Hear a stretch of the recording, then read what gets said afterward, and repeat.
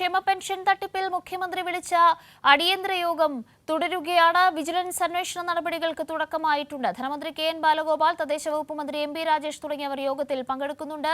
ഓൺലൈനായാണ് യോഗം പുരോഗമിക്കുന്നത്. ക്ഷേമ പെൻഷൻ തട്ടിപ്പിൽ കടുത്ത നടപടികൾ ഉണ്ടാകുമെന്നതായിരുന്നു ധനമന്ത്രി കെ എൻ ബാലഗോപാൽ നേരത്തെ പ്രതികരിച്ചത്. ഞാൻ കഴിഞ്ഞ ദിവസം പറഞ്ഞു, ക്ഷേമ പെൻഷനെ സംബന്ധിച്ച് ചില റിപ്പോർട്ടുകൾ വന്നു. അത് സംബന്ധിച്ച് നടപടികൾ സ്വീകരിക്കാനായി ബന്ധപ്പെട്ട ഭരണവകുപ്പ് അയച്ചു കൊടുത്തിട്ടുണ്ട്.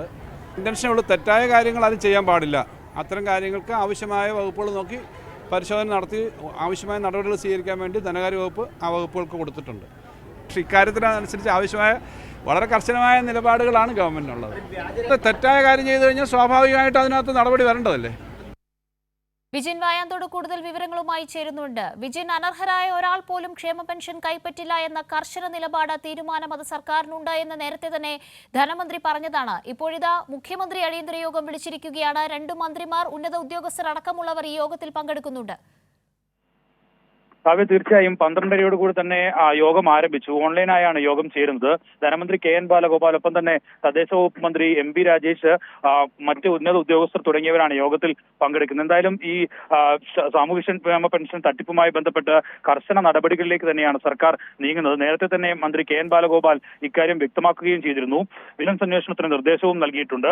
എന്തായാലും ഈ ഉദ്യോഗസ്ഥ തലത്തിൽ സർക്കാർ ഉദ്യോഗസ്ഥർ തന്നെ ക്ഷേമ പെൻഷൻ കൈപ്പറ്റി എന്ന് കണ്ടെത്തിയ സാഹചര്യത്തിലും, ഒപ്പം തന്നെ പല സ്ഥലങ്ങളിൽ അനർഹർ കടന്നു കൂടിയിട്ടുണ്ട് എന്ന് കണ്ടെത്തിയ സാഹചര്യത്തിലും കർശനമായ നടപടിയും, ഒപ്പം തന്നെ അനർഹരെ ഒഴിവാക്കാനുള്ള നടപടികളിലേക്കുമാണ് സർക്കാർ നീങ്ങുന്നത്. ഈ വിഷയത്തിൽ തട്ടിപ്പ് നടത്തിയാണ് ഈ പട്ടികയിൽ ഇവരൊക്കെ ഇടം പിടിച്ചത് എന്ന് കണ്ടെത്തിയാൽ കർശനമായ നടപടി സ്വീകരിക്കാനാണ് നിലവിൽ സംസ്ഥാന സർക്കാർ തീരുമാനിച്ചിരിക്കുന്നത്. ഏത് രീതിയിലാണ് ഇത്തരക്കാർ ഈ പട്ടികയിലേക്ക് ഇടം പിടിച്ചത് എന്നതുൾപ്പെടെയുള്ളവ പരിശോധിക്കേണ്ടതുണ്ട്. വിവിധ വകുപ്പുകളിലെ ഉദ്യോഗസ്ഥർ ഉൾപ്പെടെ ഇക്കാര്യത്തിൽ ക്ഷേമ പെൻഷൻ പദ്ധതിയിൽ ഉൾപ്പെട്ടിട്ടുണ്ട്. 60 വയസ്സിന് താഴെയുള്ള വികലാംഗർ ഒക്കെ ആയിട്ടുള്ള, ഭിന്നശേഷിക്കാരായിട്ടുള്ള ആളുകൾ ഒക്കെയാണ് നിലവിൽ ഈ പട്ടികയിൽ ഉണ്ടായിരുന്നത്. അവർ ഈ സർക്കാർ ഉദ്യോഗം ലഭിച്ചതിന് ശേഷവും പട്ടികയിൽ നിന്ന് പുറത്താക്കപ്പെട്ടിട്ടില്ല.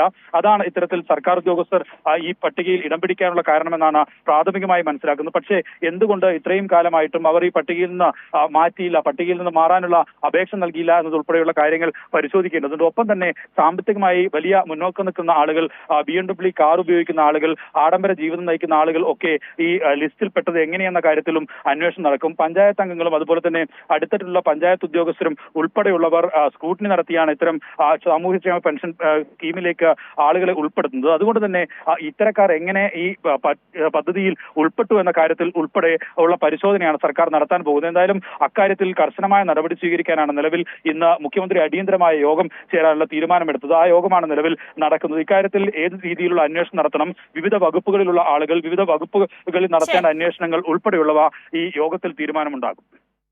ശരി വിജിൻ, മുഖ്യമന്ത്രി വിളിച്ച ഓൺലൈൻ യോഗം ഇപ്പോൾ തുടരുകയാണ്. 2 മന്ത്രിമാർ, ഉന്നത ഉദ്യോഗസ്ഥർ അടക്കം ഈ വിഷയത്തിൽ ഇപ്പോൾ യോഗത്തിൽ പങ്കെടുക്കുന്നുണ്ട്.